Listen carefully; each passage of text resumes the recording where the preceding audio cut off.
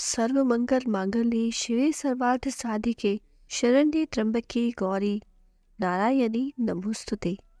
एक समय बृहस्पति जी ब्रह्मा जी से बोले, हे ब्राह्मण श्रेष्ठ, चैत्र व अश्विन मास के शुक्ल पक्ष में नवरात्र का व्रत और उत्सव क्यों किया जाता है?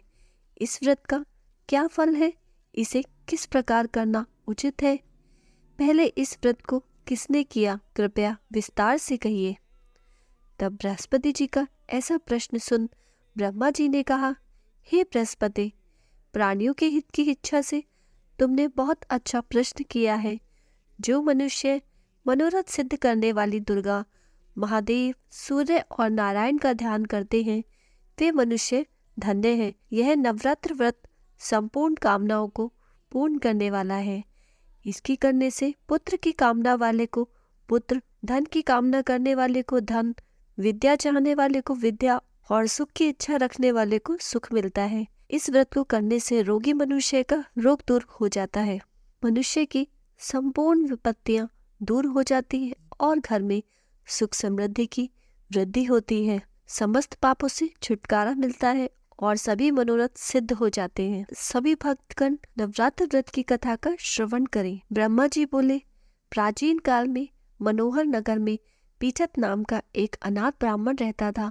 वह भगवती दुर्गा का अनंत भक्त था। उसकी संपूर्ण सद्गुणों से युक्त सुमति नाम की एक अत्यंत सुंदरी कन्या उत्पन्न हुई। वह कन्या सुमति अपने पिता के घर बाल्यकाल में अपनी सहेलियों के साथ क्रीड़ा करती हुई इस प्रकार बढ़ने लगी जैसे शुक्ल पक्ष के चंद्रमा की कला बढ़ती है। उसके पिता प्रतिदिन जब भी दुर्गा पूजा किया करते, वह उस समय नियम से वहां उपस्थित रहती। एक दिन सुमति अपनी सखियों के साथ खेल में लग गई और भगवती के पूजन में उपस्थित नहीं हुई। उसके पिता को पुत्री की ऐसी असावधानी देखकर क्रोध आया और वह पुत्री से कहने लगा, अरे दुष्ट पुत्री, आज तूने भगवती का पूजन नहीं किया, इस कारण मैं किसी कुष्ठ रोगी या दरिद्र मनुष्य के साथ तेरा विवाह करूंगा। पिता का ऐसा वचन सुन सुमति को बड़ा दुख हुआ और पिता से कहने लगी, हे पिता, मैं आपकी कन्या हूँ तथा सब तरह से आपके अधीन हूँ। जैसी आपकी इच्छा हो वैसा ही करो। राजा से, कुष्ठी से, दरिद्र से अथवा जिसके साथ चाहो मेरा विवाह कर दो, पर होगा वही जो मेरे भाग्य में लिखा है। मेरा तो अटल विश्वास है, जो जैसा कर्म करता है उसको कर्मों के अनुसार वैसा ही फल प्राप्त होता है। क्योंकि कर्म करना मनुष्य के अधीन है, पर फल देना ईश्वर के अधीन है। जैसे अग्नि में पड़ने से तृणादि उसको अधिक प्रदीप्त कर देते हैं, इस प्रकार कन्या के निर्भयता से कहे हुए वचन सुन ब्राह्मण ने क्रोधित हो अपनी कन्या का विवाह एक कुष्ठी के साथ कर दिया और अत्यंत क्रोधित हो पुत्री से कहने लगा, हे पुत्री, अपने कर्मों का फल भोगो।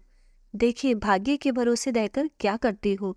पिता के ऐसे कटु वचन को सुन सुमति मन में विचार करने लगी, अहो मेरा बड़ा दुर्भाग्य जिससे मुझे ऐसा पति मिला। इस तरह अपने दुख का विचार करती हुई वह कन्या अपने पति के साथ वन में चली गई और डरावने और कुशायुक्त उस निर्जन वन में उन्होंने वह रात बड़े कष्ट के साथ व्यतीत की। उस गरीब बालिका की ऐसी दशा देख भगवती ने पूर्व पुण्य के प्रभाव से प्रकट हो सुमति से कहा, हे दीन ब्राह्मणी, मैं तुझसे प्रसन्न हूँ, तू जो चाहे सो वरदान मांग सकती है। दुर्गा भगवती का यह वचन सुनकर ब्राह्मणी ने कहा, आप कौन हैं? वह सब मुझसे कहो। ब्राह्मणी का ऐसा वचन सुन देवी ने कहा, मैं आदि शक्ति भगवती हूँ, मैं ही ब्रह्म विद्या व सरस्वती हूँ। प्रसन्न होने पर मैं प्राणियों का दुख दूर कर उनको सुख प्रदान करती हूँ। हे ब्राह्मणी, मैं तुझ पर तेरे पूर्व जन्म के पुण्य के प्रभाव से प्रसन्न हूँ। तुम्हारे पूर्व जन्म का वृतांत सुनाती हूँ, सुनो।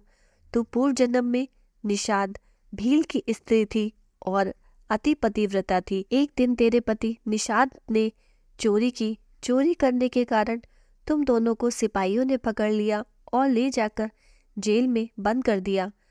उन लोगों ने तुझे और तेरे पति को भोजन नहीं दिया। इस प्रकार नवरात्रि के दिनों में तुमने न कुछ खाया और न ही जल पिया।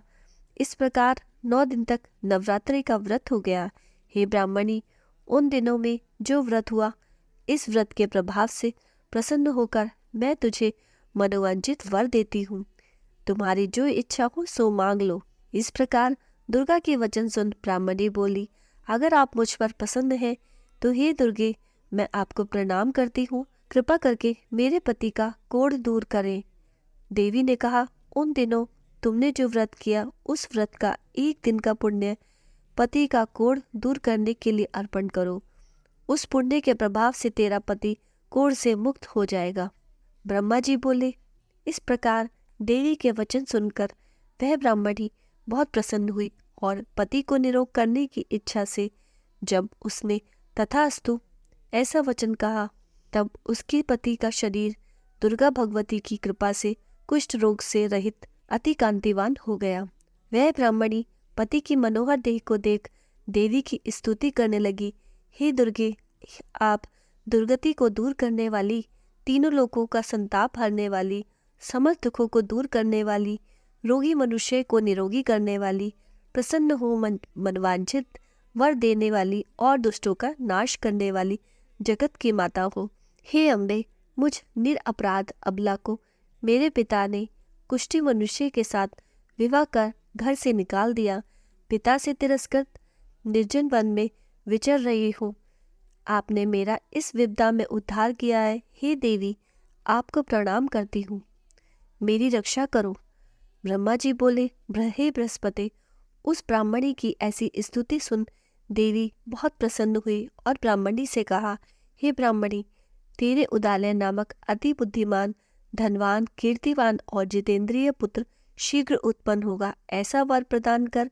देवी ने ब्राह्मणी से कहा, हे ब्राह्मणी, और जो तेरी इच्छा हो वो मांग ले।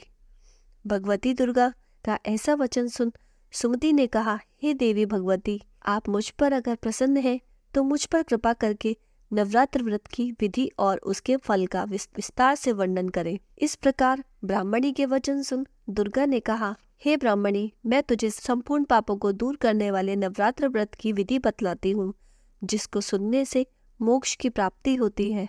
अश्विन मास के शुक्ल पक्ष की प्रतिपदा से लेकर 9 दिन तक विधि पूर्वक व्रत करें।